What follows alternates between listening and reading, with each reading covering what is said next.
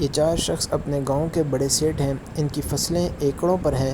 اس time ان کی گندم کی فصل کی کٹائی کا وقت قریب ہے۔ آپس میں گپ شپ کر رہے ہیں۔ ان میں ایک شخص جو بظاہر بڑا نیک لگ رہا ہے لیکن یہ اندر سے بہت لالچی شخص ہے۔ یہ بالکل بھی غریبوں کو صدقہ وغیرہ نہیں دیتا۔ اس کی فصلیں ہیں جو کہ مکمل تیار ہو چکی ہیں۔ اب ان فصلوں کی کٹائی کی باری ہے۔ یہ اپنی فصلوں کی کٹائی کے لیے مزدوروں کو اجرت پہ رکھتا ہے۔ مزدور اس کی فصل کی مکمل کٹائی کرتے ہیں۔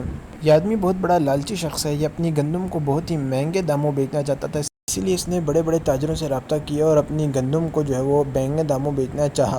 اس کے ایک تاجر کے ساتھ جو ہے وہ مہنگے داموں پہ اس کا سودا ہو گیا اور خوش تھا کہ اس کا مہنگے داموں سودا ہو گیا، اور اب یہ سمجھ رہا تھا کہ مجھے بہت سارے پیسے آئیں گے اور ان پیسوں سے میں خوب عیاشی کروں گا۔ گندم کی کٹائی کے بعد اب گندم کی تھریشنگ کا کام شروع ہو چکا تھا۔ یہاں پر بھی اس نے کچھ مزدور رکھے ہوئے تھے جو گندم کی تھریشنگ کا کام کر رہے تھے۔ اس نے کچھ یہاں پر ٹرالیاں بھی منگوائی ہوئی تھی کہ جو گندم یہ الگ کرتا جا رہا ہے وہ ان ٹرالیوں پر لوڈ کرتا جا رہا تھا، تاکہ جیسے ہی جو ہے وہ اس کی ساری گندم جو ہے اس کا تھریشنگ کا کام مکمل ہو تو ساتھ ہی یہ ساری گندم جو ہے یہ جس تاجر کے ساتھ اس کا سودا ہوا ہے اس کی طرف بھیج دے۔ اس کا ایک ملازم تھا جو اس سارے نظام کو دیکھ رہا تھا۔ اتنے میں ایک شخص آتا ہے اور اپنی گندم کو چیک کرتا ہے کہ گندم کی کوالٹی کیا ہے، گندم کیسی ہے، اور یہ اپنے ملازم سے پوچھتا ہے کہ گندم کا کیا حساب کتاب ہے، کتنی گندم ہو چکی ہے۔ ملازم اس کو ساری تفصیلات بتاتا ہے اور یہ پھر ملازم سے کہتا ہے کہ یہ ساری گندم جو ہے وہ آپ نے الگ کروا کے یہ ساری ان ٹرالیوں پہ لوڈ کروانی ہے، جس سے کے ساتھ میرا سودا ہو جلد ہی آئے گا اور آ کے یہ ساری گندم دیکھے گا اور لے کے جائے گا۔ اپنے سیٹھ کا حکم ماننے کے بعد جو ہے وہ دوبارہ گندم کو لوڈ کرنے کے کام میں مصروف ہو جاتا ہے۔ اس نے ساتھ جو مزدور رکھے ہیں ان سے بھی ساتھ کام کروا رہا ہوتا ہے۔ اتنے میں مدرسے کے قاری صاحب تشریف لاتے ہیں اور وہ اس ملازم کے ساتھ کچھ گفتگو کرنا چاہتے ہیں۔ ملازم ان قاری صاحب کو دیکھ کے انتہائی ادب کے ساتھ ان سے سلام دعا کرتا ہے اور ان سے حال حوال پوچھتا ہے۔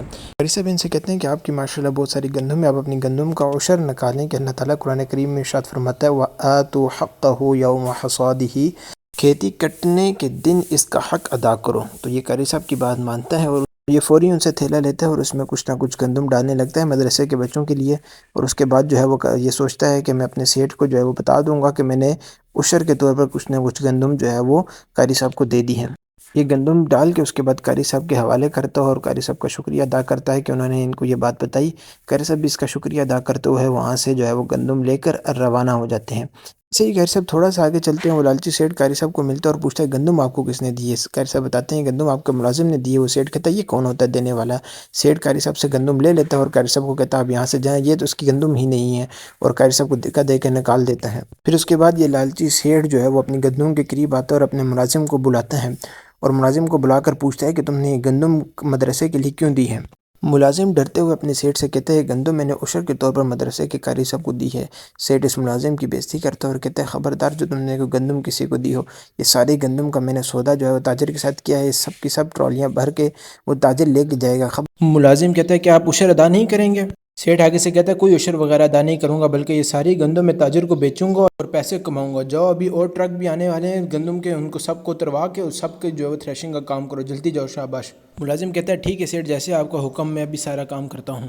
اتنے میں اور گندم والے ٹرک آ جاتے ہیں اور ملازم اب وہ سارے ٹرک جو ہے وہ خالی کر رہا ہوتا ہے اور دل میں سوچ رہا ہوتا ہے کہ کیسا جو ہے وہ لالچی سیٹھ ہے، اللہ کی راہ میں یہ عشر بھی ادا نہیں کر رہا، جبکہ اس کے اوپر اللہ اور اس کے رسول صلی اللہ علیہ وسلم نے لازم کیا ہے اور اسے چاہیے کہ یہ عشر دے، لیکن یہ انتہائی لالچی سیٹھ ہے، اللہ ہی اس کو ہدایت دے۔ یہ سوچتے ہوئے جو ہے وہ ملازم اب دوبارہ جو ہے وہ اپنے کام میں مصروف ہو جاتا ہے اور ساری کی ساری جو ہے وہ گندم نیچے اتروا کے اس کی تھریشنگ کا کام شروع کروا دیتا ہے۔ سیٹھ قریب ہی اپنے ڈیرے میں بیٹھا ہوتا ہے اور سوچ رہا ہوتا ہے کہ اب تو بہت مزہ آئے گا، کیونکہ تاجر کے ساتھ بہت مہنگے داموں میں سودا ہوا ہے، اب میں ان سارے پیسوں سے خوب عیاشیاں کروں گا۔ یہ سوچ ہی رہا ہوتا ہے کتنے میں ملازم بھاگتا ہوا آتا ہے اور اس کا سانس پھولا ہوتا ہے اور آ کے سیٹھ سے کہتا ہے کہ ہم برباد ہو گئے، سب کچھ تباہ ہو گیا۔ سیٹھ کہتا ہے کیا ہوا، آخر ہوا کیا ہے؟ ملازم کہتا ہے کہ وہ جس تاجر کے ساتھ آپ نے سودا کیا تھا وہ بھی آیا تھا اور اس نے کہا کہ ہم نے دوسری جگہ سودا کر لیا، اب ہمیں آپ کی گندم نہیں چاہیے۔ سیٹھ سر پہ ہاتھ مارتے ہوئے کہتا ہے کہ یہ کیا ہو گیا، اب کیا ہوگا؟ میں نے تو اتنے مہنگے داموں اس کے ساتھ سودا کیا تھا، اب اگر وہ نہیں خریدے گا تو مجھے کم قیمت میں بیچنا پڑے گا، اس طرح تو میرا بہت بڑا نقصان ہو جائے گا، اب مجھے بتاؤ میں کیا کروں؟ سیٹھ ملازم سے کہتا ہے کہ سوچو آخر ایسا کیوں ہوا، اس تاجر نے مجھ سے جو ہے وہ گندم لینے سے کیوں انکار کر دیا؟ اتنے میں ملازم سوچتا ہے اور سوچتے ہوئے جو ہے وہ یہ بات کہتا ہے کہ ہو سکتا ہے کہ آپ نے جو عشر ادا کرنے سے انکار کر دیا تھا اور مدرسے کے جو قاری صاحب آئے تھے آپ نے ان کو عشر نہیں دیا تھا، اسی وجہ سے شاید اس تاجر نے آپ سے انکار کر دیا۔ عشر ادا کرنا آپ پر لازم ہے اور یہ اللہ تعالیٰ اور اس کے پیارے حبیب صلی اللہ علیہ وسلم نے آپ پر لازم کیا ہے، اگر ایسا نہیں کریں گے تو اس پہ بہت سخت گناہ اور عذاب کے حقدار ہوں گے، تو اس لیے ہمیں چاہیے کہ ہم فوری طور پر عشر ادا کریں۔ सेठ मुलाजिम से कहता है बात तो तुमने ठीक की है, वाकई मैंने जो है वो बहुत गलत किया, मुझे चाहिए कि मैं पहले उशर निकालूँ, तुम अभी जाओ और अभी के अभी सारा उशर जो है वो निकालो, जितनी भी मेरी गंदम की फसल के ऊपर उशर बनता है सारे का सारा उशर निकाल कर गरीबों को दो और मदारिस में जाकर जितने भी बच्चे पढ़ने वाले हैं उनके लिए ये उशर जल्दी पहुंचाओ। मुलाजिम आगे से कहता है ठीक है सेठ, जैसे आपने कहा मैं अभी फौरी जाता हूँ और जाकर सारे का सारा उशर निकाल कर अदा करता हूँ।